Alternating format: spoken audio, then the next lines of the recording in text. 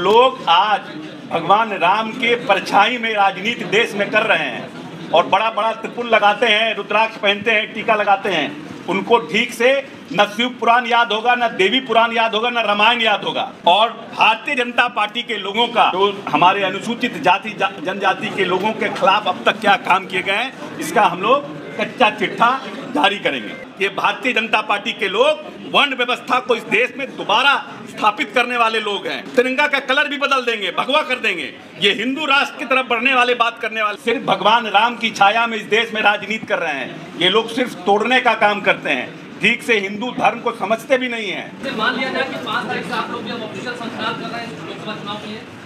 देखिए, ये इसको आप लोकसभा चुनाव से इसका महत्व को घटाइए नहीं। ये हम लोगों के आने वाली पीढ़ी के भविष्य का सवाल है, इसको लोकसभा चुनाव से नहीं है। जो मानसिकता भारतीय जनता पार्टी के लोगों का है और जिस तरह से आहिस्ता आहिस्ता ये लोग बढ़ रहे हैं, आरएसएस के जो थिंक टैंक हैं, जो बंच ऑफ थॉट्स में जो लिखा हुआ बात है, उसको जिस तरह से धीरे धीरे अपनाने का काम कर रहे हैं, उस तरह से अगर भारतीय जनता पार्टी अगर और सशक्त और मजबूत होगी तो आने वाले समय में न सिर्फ देश का झंडा बदलेगा बल्कि संविधान भी बदलेगा और आरक्षण की व्यवस्था भी बदलेगी।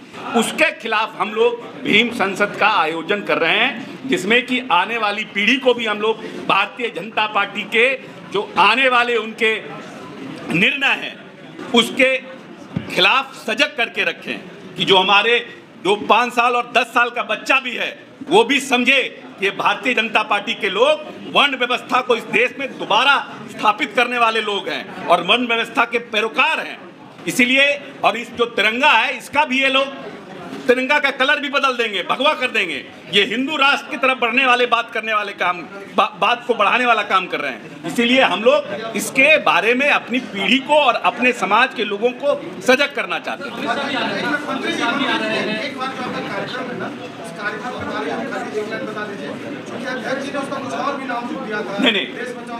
नहीं, हमारा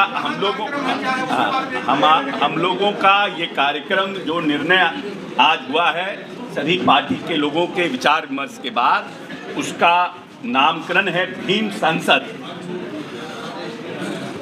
और उसका स्लोगन है संविधान बचाओ, आरक्षण बचाओ।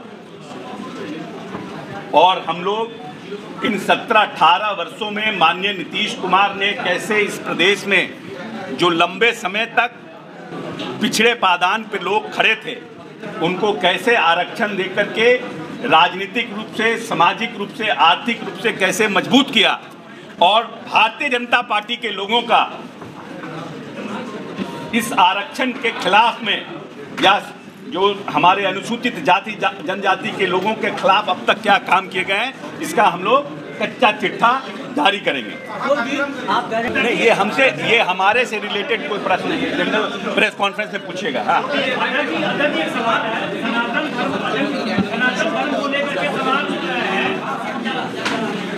आरजेडी के प्रदेश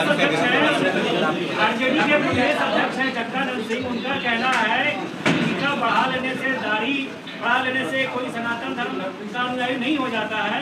और सब लोग जानते हैं कि जब देश निजाम था उस वक्त ये लोग कहाँ थे। तो ठीक बात है, माननीय अध्यक्ष जी का स्पष्ट कहना है कि जो लोग आज भगवान राम के परछाई में राजनीति देश में कर रहे हैं और बड़ा बड़ा त्रिपुल लगाते हैं, रुद्राक्ष पहनते हैं, टीका लगाते हैं, उनको ठीक से न शिव पुराण याद होगा, न देवी पुराण याद होगा, न रामायण याद होगा।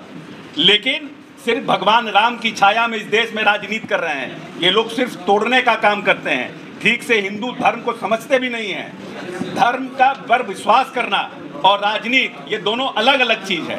हम धन पर विश्वास कर सकते हैं।